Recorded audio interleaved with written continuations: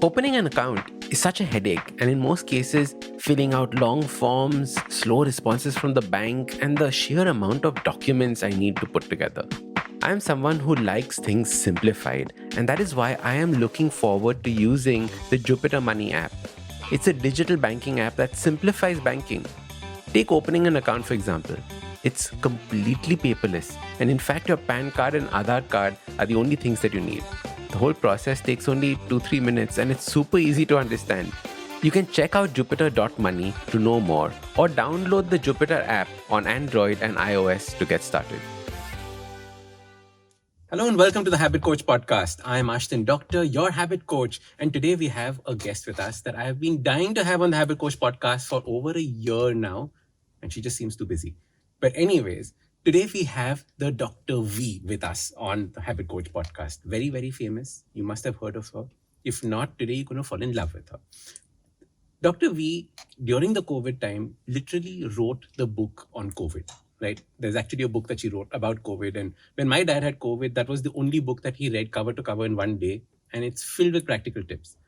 However, today we're not going to be talking about COVID because that is long gone.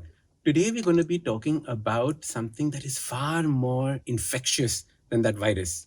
We're going to be talking about habits that lead to chronic lifestyle illnesses. So join me in welcoming Vishakha, Dr. Vishakha, to the Habit Coach podcast. Doctor, welcome to the Habit Coach podcast. Thank you, Ashton. Thank you. I'm almost embarrassed at that introduction. Wasn't that a cool introduction? Very. Thank you, even if I say so myself. Vishakha, tell us a little bit about yourself. I am a practicing physician in Bombay. And my area of interest is reversing chronic metabolic diseases, which are essentially lifestyle driven, like obesity, type 2 diabetes, PCOS, fatty liver, dyslipidemia. The list is a rather long one. But how did you focus on these as something that you wanted to specialize in and help people out? Like, was it something that you consciously made, or it just flowed into this? So I practiced as a family physician, as I continue to do, for at least 5 or 6 years. And because, we are the diabetic capital of the world, and obesity and PCOS is so rampant here, that while prescribing medication, I realized the medication was not really treating the source of the problem. So it was more like camouflaging it and treating the symptoms. But in functional medicine, what I think I do now is we get to the root of the problem and we don't treat the symptoms. So I was very keen to see if I could go a step ahead at that, because at that point, because people kept coming back saying, one symptom is better, but now we've developed XYZ symptoms, probably also because of the drugs that I was prescribing. So, I was trying to see if there is a way, if we can wean patients off the medication and treat through lifestyle. So I did a lot of reading, a lot of learning, joined different courses, did different programs and started implementing it. And was this completely different from what you had studied in college and school, etc., and when one came to medicine? Yes, I don't like to say that, but completely different. I think as doctors, we are not really trained. 1 second. Somebody's got a phone on. Who's got a phone on? It's the camera. The camera also. Okay. As doctors, we are not really trained to study not just nutrition, but even lifestyle aspects. None of it. We probably have a chapter or two, which, is a few hours in 5.5 years of medicine. But I also did a lot of reading because I've always been interested in health and fitness and just, so I used to do a lot of reading and then try to kind of extrapolate those habits in my patients, tell them, hey, why don't you try this? And not like on a prescription, because for me, it was still a learning at that point. But can you put it down as a prescription? Like a lifestyle? I absolutely do. I put it as a lifestyle chain intervention and I underline it. And I say, this is what you need to do first. Sure, I prescribe medication. Even now, I'm not taking away from that at all. But the idea for these diseases is always to wean the patient off and make, in a matter of months. Sometimes it takes longer than a few months. But more often than not, these patients cease to be obese. They cease to be diabetic. They cease to be PCOS. And to them, it's such a novel concept. Because they look at you and they say, my diabetologist never told me, my diabetes can be reversed. Or they'll come to me, a new onset will say, oh, but my father is diabetic. Of course, it's in my genes. I'm bound to be diabetic. Nobody has explained to them the concept of epigenetics, the concept of lifestyle, the concept. So it's such a new thing. And because patients did so well that word of mouth, spreads quite fast. Of course. So we see huge success at the clinic. So I'm very happy with that. And I amalgamate both medicine and the lifestyle. It's that change. mixture that's important. Of course it is. Because, people come and say, Doctor, goli do. Like injection de do, sab theek ho jayega. True. Right? And when you give a lifestyle thing, like I know, at least in my experience, people are saying, "Arey, lifestyle now, who's going to worry about it? How will I actually make this change?" How do you break that barrier? I think if somebody follows your lifestyle prescription, if I may say, really quick, the changes are so fast that in itself is a motivating factor.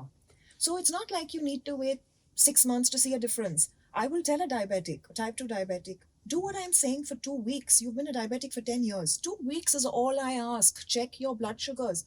And they're like, yeah, okay, it's 2 weeks, not a big deal. You make it sound that simple. Yeah. Because it is that simple, really. If you follow XYZ protocol, it is that simple. And, I will say, okay, you do this and get back to me in 2 weeks. And they come back to me saying, but nobody told me this. How is my sugar halved? Meko chakkar aa raha hai now. I'm feeling like dizzy, giddy because now the medication is too much for the patient. Correct. So now we have to start weaning off, halving the medication, lowering the medication. Then they're so motivated because they have seen this change so quick. But then they're your patients for life. and that's the interesting thing about it, right? Just like you said, they're patients for life. In their mind, they're on these medications for life when they're given the medication for the first time. Yes. And I think there's a big sense of power that comes when you say, I don't need this anymore, or I need to wean off this anymore. And you take it one step lower, one step lesser, one step lesser. I think there's a big charge that comes from that. Of course, absolutely. Yeah. So what are so this is for our listeners. You might be having these diseases. You might have family that might have these diseases. And I pray that you never get them if you don't have them. But what are the list of these diseases typically that are your top 5 that you focus on in these chronic lifestyle diseases? Which diseases? Mm-hmm. Like I said, obesity. Okay. Type 2 diabetes. Mm-hmm. PCOS, hugely rampant, common, comes with so much stigma, sadly. Correct. Yeah, which should not be the case. Fatty liver and dyslipidemias. These would be my top 5 that I see. I see several more, but these would be the top 5. Do you want to talk about each of them for just a few minutes on what they actually mean and what is happening in the body when each of these 5 happen? So I'll go a step further and say all of these have inflammation as the common denominator, chronic inflammation. All of them? All of them. Okay. Yeah. The etiology of all is almost the same. Not completely, but in most cases. So I'm just saying this, as something that, like a take-home thing that somebody can, just armor themselves with this kind of information. Is it just that the body represents them in different ways? That is why it's being in some it's obesity, some it's diabetes. Yeah, so all of them are metabolically dysfunctional. Correct. Yeah. So when we talk about being metabolically dysfunctional, we look at 5 parameters. We look at your triglyceride, we look at obesity, we look at your waist ratio, we look at insulin resistance. Yeah. So when we're looking at these kind of things, we see insulin resistance, obesity in almost all of them. And this comes from chronic inflammation. And chronic inflammation comes from bad lifestyle. Now, when we talk lifestyle, we don't talk just food. We talk diet, it's sleep, it's gut health, it's stress, it's the supplements you take, the exercise or the lack of it. So when you look at all of this, and people who are typically don't exercise or have high stress or bad lifestyle, bad eating patterns, they develop chronic inflammation. And chronic inflammation then leads to you being metabolically dysfunctional with any of the 3 of the 5 criteria. And when that happens... Oh, so there's a thing. Any of these 3 off the 5. Off the 5. And what happens is, this is what we call metabolic syndrome. And when you have metabolic syndrome, by the way, 12% of Americans are metabolically healthy. Do the math. Wow. 12%. Yeah. So that's a huge number of people who are metabolically dysfunctional. Correct. Yeah. In India, we don't have the exact numbers, but it's more or less the same. Now, what that means is, in some patients, it will translate as just being overweight. In some patients, if you have the gene, of course, it will make it easier for you to get diabetes. But is that your fate? Hell not. In women, earlier, it can manifest as PCOS. So it depends on what part of your body is affected by that inflammation. you will develop different manifestations, what we call these lifestyle diseases. So in somebody, if it's a heart condition, will get dyslipidemias. So it depends on what. Somebody who's just eating bad and too much carb will go and sit in your fatty liver and cause visceral fat and fatty liver. So it manifests differently. But honestly, if all of them more or less require the same kind of lifestyle intervention. These 5 parameters that you spoke about, right? Yeah, but the ways to reduce these or to correct these 5 parameters, the method of doing it is almost the same. Then of course you have specifics. If somebody has a fatty liver, you'll give a different supplement, for it, or different medication for it. If somebody has diabetes, obviously you'll do something else. If somebody who's got PCOS with, say, who's being infertile, or so there are medications, sometimes not in my case more often than not medication, but there's certain supplements. So those change. But I would say in 80% of the people, you just follow the certain way of lifestyle. And you will see all these medical parameters, the metabolic parameters, hugely change for the better. That's fascinating. It's just if you can get down to the root cause, you can pull it out from its, from the roots and hence have a healthier life. What are the elements that you focus first on? Is there like a set steps that you follow to get people to lower their inflammation, to get out of this metabolic condition? Like how should somebody start off or start thinking about this? Yeah, absolutely. So I do a diet recall, of course, and I do an entire detailed medical history, the drugs that people are on, because very often drugs cause a lot of side effects, and patients come to me with those side effects as, oh my God, my cholesterol's elevated or my sugar is elevated now, when they're taking statins. And I'm like, withdraw the statin, your sugar will come down. And I'm saying this because this happened to me last evening with a patient. But, and they were like, what? Then I'm going to have a heart issue. And I'm like, nothing's going to happen to you. Just take it off. Or, we've got so much muscle ache and pain or myalgias. Correct. So, of course, you do a detailed history and you do a family history. You do a genetic profiling. You make them do their blood work. And then you sit and tell them, these are the lifestyle changes starting from diet, right? So if I can go into details, the first thing in the diet I would tell everyone across the board is just to stop sugar. Love it. Okay, so first habit to talk about when it comes to nutrition, stop sugar. Stop sugar. Stop all refined food. Anything that comes out of a tin, can, bottle, package has a long shelf life. It doesn't, it's going to reduce your life. It's going to reduce your shelf life. Okay, so getting rid of sugars, getting rid of these processed foods. Yes. Now, fine. If instead of processed foods, what do I start eating? Because like you enter somebody's home, the kitchen is full of processed food. Like you take it out and replace it with what? Like what does your kitchen look like?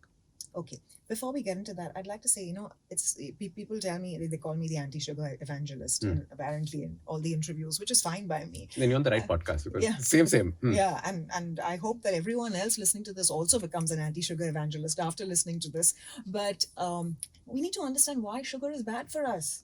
Because people say, oh, but it tastes so good, and oh, it's, barring that momentary satisfaction, that instant gratification, sugar offers you absolutely nothing else, right? So it reduces your immunity, it causes inflammation in every part of your body, head to toe, and that is something that needs to be drilled home. Just for that instant gratification, for the 2 minutes of sitting in front of Netflix and, having that cake or having the bag of chips. And, it's not just sugar. All processed food, it could be savory, converts into sugar in your body. Correct. So people say, oh, but I didn't have sugar. I had a bag of chips. Hello, the bag of chips is sugar in your body and it's going to convert into fatty liver.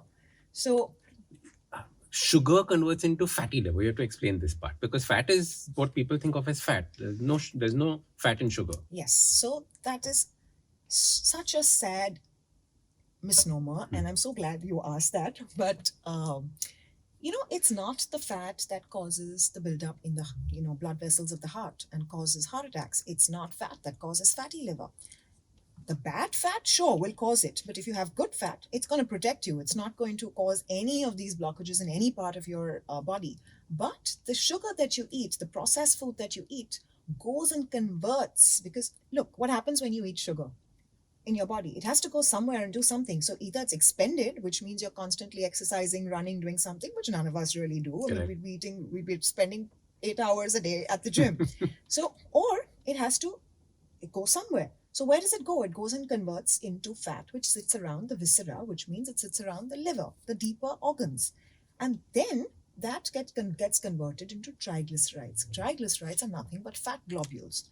So when you do a cholesterol check, when you do a lipid check and you see your triglycerides are high, your doc will tell you, oh my God, your fat is high. Stop eating fat. And I have every second girl or patient who walks into my clinic saying, I'm on a low fat diet. I'm still not dropping weight.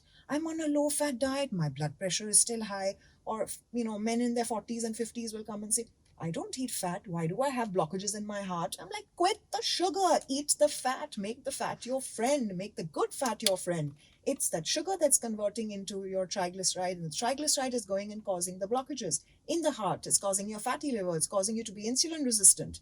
That is the problem. So fats are vilified, and so sad that they're vilified. So eat the good fat. So I love this sentence that says, don't blame the butter for what the bread did to you. So well said. Nah? Isn't it so well brilliant? said. Brilliant. They're like, you told me not to have bread and butter. No, I said not to have the bread, have the butter. Hey, it's been another great week on the IVM Podcasts Network. On The Habit Coach, Ashdin delves into the power of meditation with spiritual guide Swami Purna Chaitanya. On Misconduct, Raghavi and Nisha tell us the story of Neha Verma, who killed 3 women in cold blood.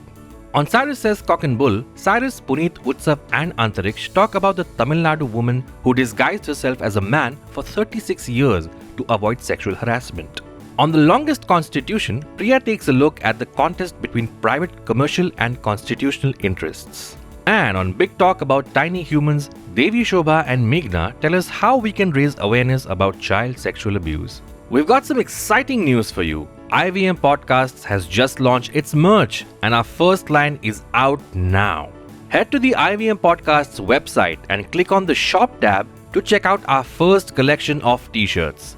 Do follow us on social media. We are IVM Podcasts on Twitter, Facebook, Instagram and LinkedIn.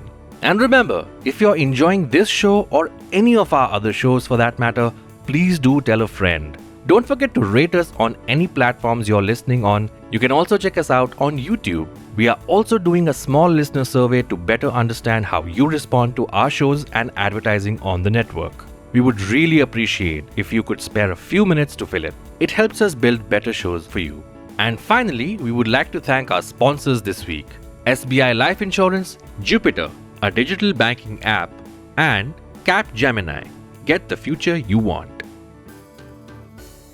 So the fat, let me just put a caveat there though. The fat that you need to eat, of course, is grass-fed if you're eating meats, and it has to be organic and good quality fat, not the bad ones, which are typically the seed oils. So, sunflower, safflower, canola, rice bran, those are the worst kind of fats. Those will be a problem for you, and those can cause fatty liver. Those also cause inflammation. Of course, because they cause inflammation, they cause the fatty liver and the inflammation in the heart, which then, causes blockages. But not the good fats, not the avocados and nuts and seeds and olives. And, Make a list. avocado, I'm going in, I think, in my favorite order. So avocados, nuts, seeds, olive oil, extra virgin specially. Do not buy pomace. Pomace is used to make soaps. If you find pomace oil on your olive oil bottle, please throw it away or use it as a massage oil, but that's it. Okay. So you can use the Evo oil and avocado oil. Ghee is great for you, as is some amount of coconut oil. Just make sure these are not refined fats, even the ghee and coconut oil. They are good quality and grass-fed. Grass-fed coconut oil. No, grass-fed ghee. Okay. But why coconut oil in moderation? What is the...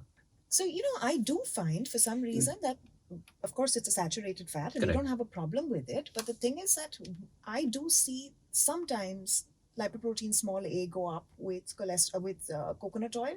And I haven't done a proper research over like a randomized control blind study in X number of patients to say that there is definitely no connect. And I'm also a very conservative doctor. And I say that if I don't know for sure, don't want to prescribe it. Do it in caution. I'm going to put out the caution there. Fair. So get your sugar out. I'll tell you a funny story about the sugar. Yeah. So as you know, very anti-sugar. So one day I said that at home, why should we have sugar? If we don't have it, why are we giving it to our guests? So like, why should we poison them?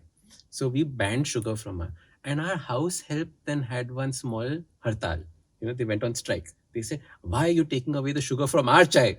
And it was just like, all right, we couldn't get away from that one. But yeah, so, there is so much of sugar that is ingrained in our system, right? My patients have stopped giving me sugar. They've learned the hard way. I'd get like laduri when laduri was not in India and came straight from Paris, and I would distribute it to my staff in front of everybody, and they would, their heart would break. Bichara. So they have learned the hard way. So sugar out.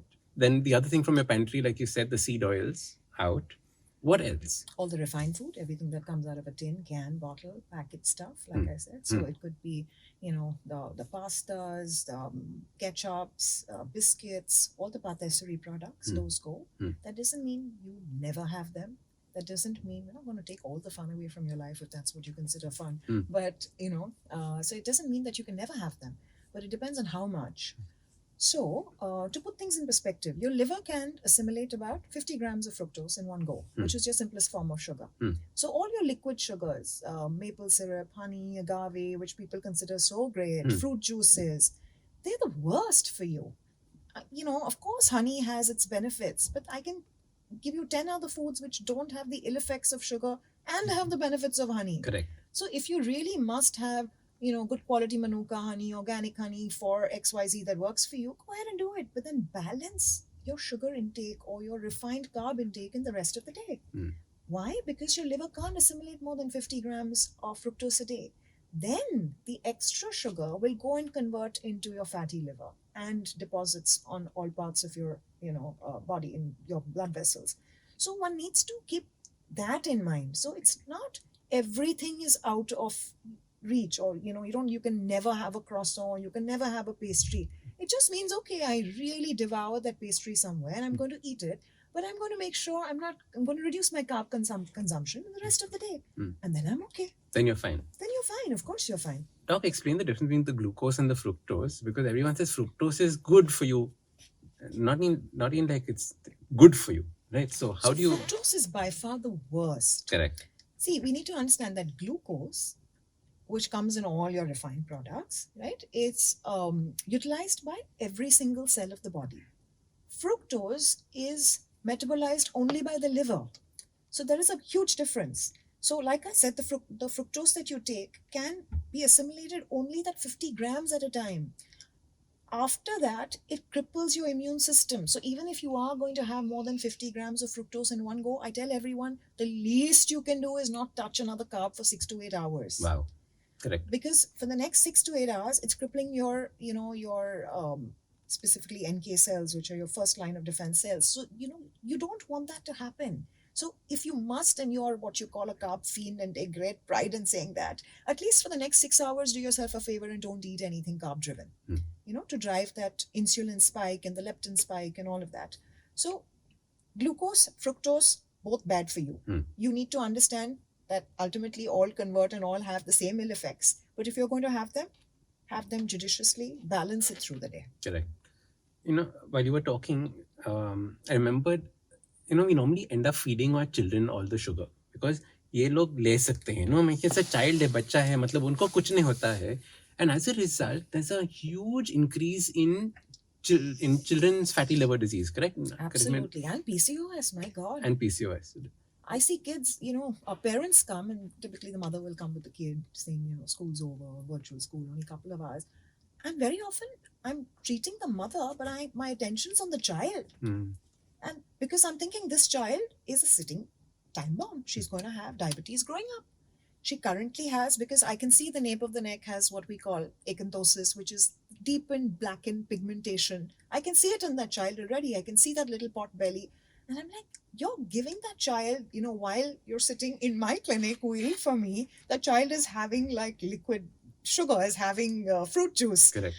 Or be quiet at the doctor's clinic and I will give you chocolate and I'll give you ice cream if you're good. I'm like, holy God, don't do that. Bribe them with celery sticks, right? Well, we don't have to go to extremes in life. But the thing is, why do children have that addiction for sugar? Because from the time you are small, the parent has created the habit of either creating a reward system or a punishment system with sugar. So now there is an affiliation.